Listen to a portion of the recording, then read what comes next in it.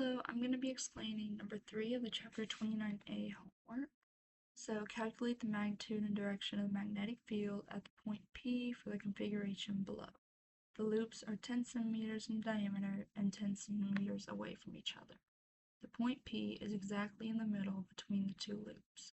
The direction of the current in each loop is shown in the picture and its magnitude is equal to 1.3 amperes. And there's our picture.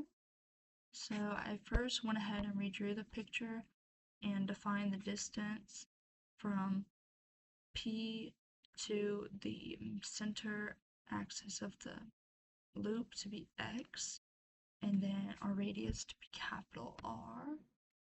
And then I went and noted that they are identical symmetrical loops. So we don't have to worry about the horizontal X and Y components of them. Since they're symmetrical, they'll cancel out.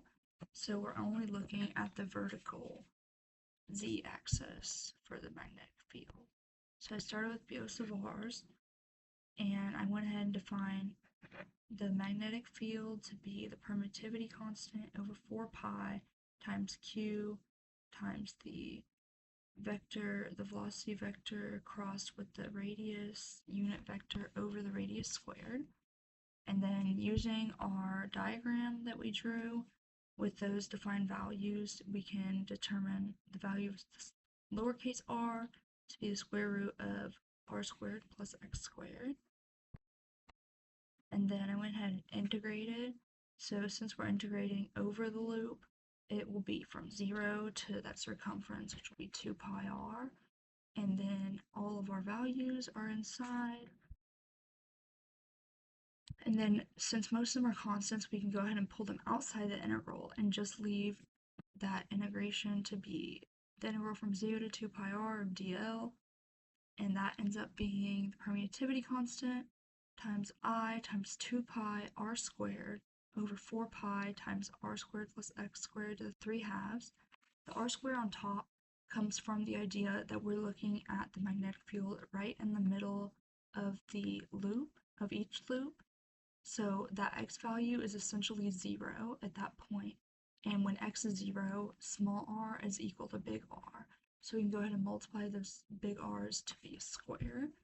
And then the 2 pi and 4 pi, they simplify down to just 2 on the bottom.